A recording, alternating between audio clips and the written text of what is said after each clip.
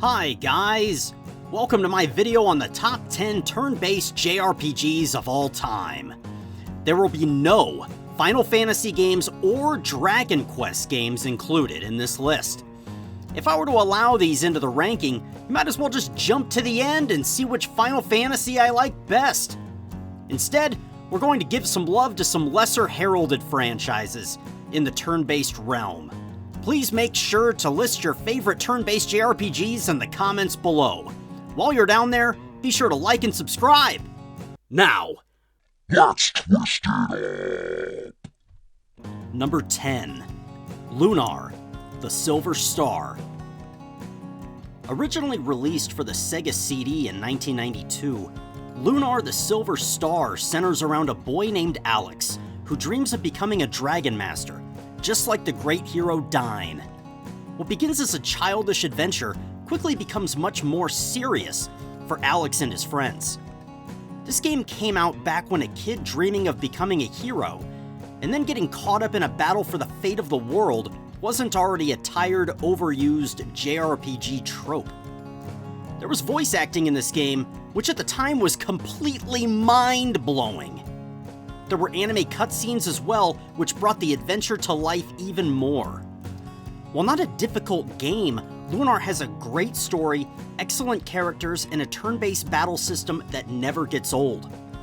I first played this one back on the PS1, again on the Game Boy Advance, again on the PSP, and recently played it again on the Switch.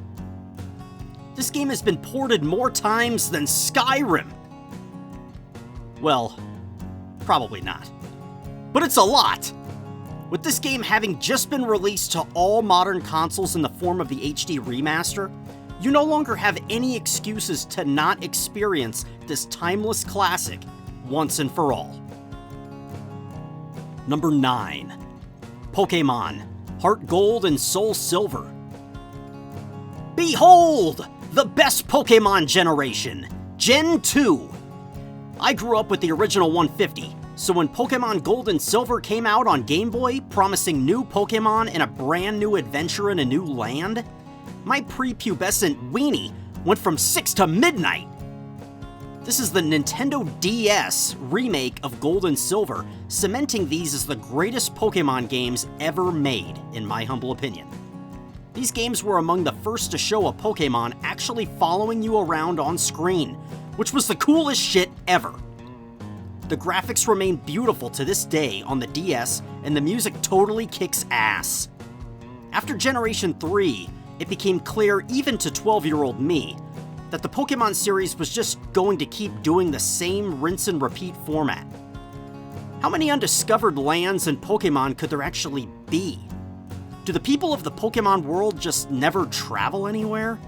Do they think that if you sail far enough out to sea, you'll just drop off the edge of the world like the navigators of the past? For a world with so many scientists, high-tech devices, and the ability to literally deposit a poor living creature into a computer hard drive, they sure are fucking stupid. Despite these shortcomings, Heart Gold and Soul Silver remain the very best Pokemon experiences to date. Play these gems any way you can. Number 8. Radiant Historia. Here's a criminally underrated and underappreciated time travel adventure about a lone soldier tasked with directing the course of history using a mysterious book. Despite being joined by several party members throughout the game, our hero Stock is the only one who knows that they can change the course of history. With several drastically different courses of history that change depending on your in-game decisions, this game boasts an intriguing story with incredible replay value. The battle system's a type of grid where you try to strategically defeat enemies based on their position on the grid in a turn-based formula. Each party member has different unique abilities and strengths, which cause you to weigh the pros and cons of which two companions will join Stock in battle. I played this one on the original DS, but there's a more robust version, Perfect Chronology, which was released a few years later on the 3DS. This is the definitive way to experience this game, but to be honest, it doesn't really matter. I loved it on the DS as there was so much content that by the time I reached the endgame, I was pretty much ready to move on to something else. If you like time travel, sprite-based graphics, and killer music, don't ignore this one. Number 7. Chrono Cross. Back in the late 90s, after JRPG fans had helped themselves to a massive spoonful of Chrono Trigger, Square decided to release Chrono Cross instead of a direct sequel. Chrono Cross, while labeled as a sequel to Chrono Trigger, isn't actually a sequel. It's more of a spin-off. As a matter of fact, it feels more like an entirely unique game up until the end, where they just put some Chrono Trigger characters in there and called it a sequel. It is so vastly different in almost every way that it really isn't a sequel, at least to me. However, having said that, this game is an absolute masterpiece.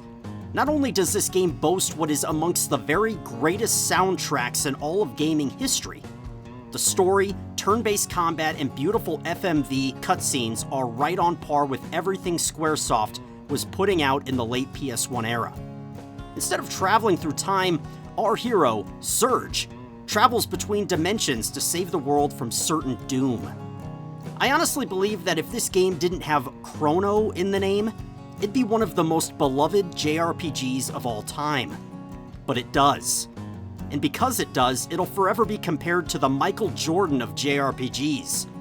More on that later. If you have yet to experience this transcendent JRPG, do yourself a favor and pick this one up on the cheap. It's available as a remaster on the Nintendo Switch, PS4, Xbox One, and PC. Number 6. Grandia. At first glance, this game is oddly similar to Lunar. A kid who wants to be a great adventurer/hero goes on an adventure with their friends and gets caught up in a battle for the fate of the world. Yeah, we had a lot of these back in the 90s. But that doesn't take anything away from this game.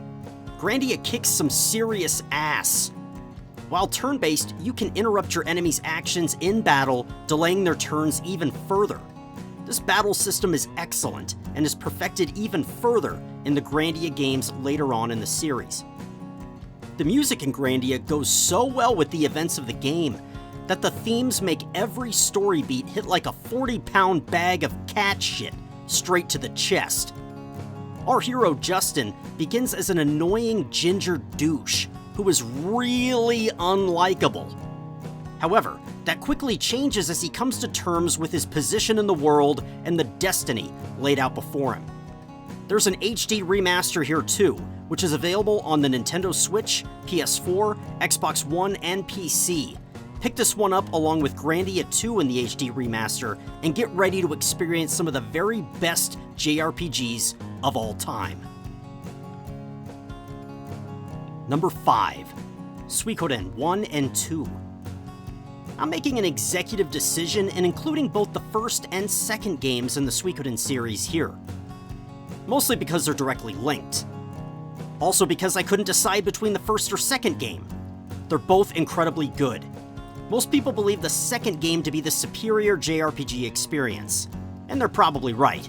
However, Suikoden 1 is no slouch by comparison. Both games have the same battle system, the 108 Stars of Destiny, awesome stories, and killer soundtracks. The second game does have better graphics and a few other improvements as well. These games go hand in hand as more than a few heroes return to fight alongside you in Suikoden 2. The first game is only the first leg of the journey. Suikoden 2 continues the tale in the hands of a new protagonist, even if he does look remarkably similar to the protagonist of the first game. Too similar. These dudes might as well be two Ninja Turtles wearing the same red headband. They even have similar weapons. Come on, dude! Give one of these assholes a fucking sword or something. Regardless, Suikoden 1 and 2 are excellent JRPGs, also available in HD remaster form for all modern consoles. Pick these up ASAP. Number 4. Earthbound. If you haven't heard the whispers in the streets from the cultists praising this game, you've been living under a goddamn rock. Back in the 90s when this game was first released, Nobody wanted it.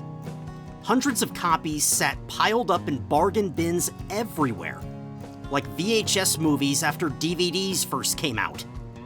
It's insane to think that this game, which sells for hundreds of dollars for a single copy today, sat collecting dust in mountainous piles like the crusty forgotten turds in a litter box. Earthbound is a Dragon Quest clone. The battle system is strikingly similar, shamelessly so. But the story, sprite-based graphics, and world couldn't be more different. You play as Ness, a boy in 1990s America who stumbles upon a UFO crash site and is suddenly tasked with saving the world. The dialogue is ridiculous and never takes itself seriously. However, by the end of the game, you'll be shedding tears like a goddamn baby. The whispers from the cultists were true. This is a timeless classic. Now, if you'll excuse me, I've got some Kool-Aid to make. Number 3. Arc the Lad, Twilight of the Spirits.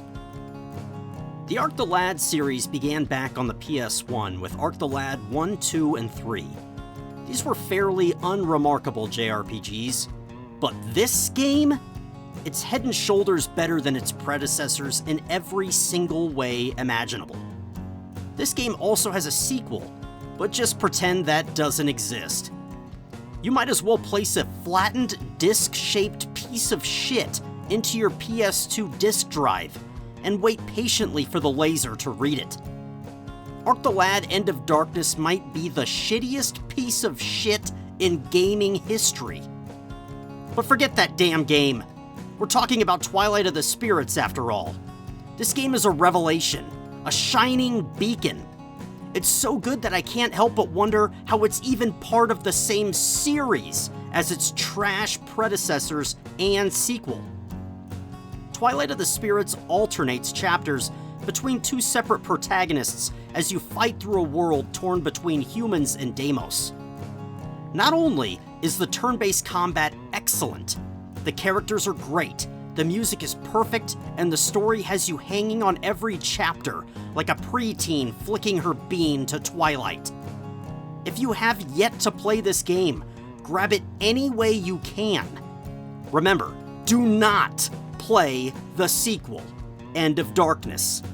I'd rather slither naked and covered in fish guts like a fucking snake through the bear enclosure at the goddamn zoo. Number 2. Legend of Dragoon. This game put up a valiant fight for number 1, but came up just short. Damn if this isn't the best story ever told in a video game. 11,000 years of history, riddles, and war culminate in the events portrayed in The Legend of Dragoon. The protagonist, Dart, comes home from his quest to find the Black Monster, to find his childhood sweetie pie, Shanna, kidnapped by the Empire. This kicks off a roller coaster story full of twists and turns, all the while accompanied by a soundtrack so elegant and mind-blowing that I have had the menu music stuck in my head off and on for the last 25 years. The turn-based battles have timed attacks which require you to press X at the right moment to perfect each character's combos. This gets much more challenging later in the game as the combos get faster and require more button presses. This is somewhat similar to Super Mario RPG, but much more difficult to master.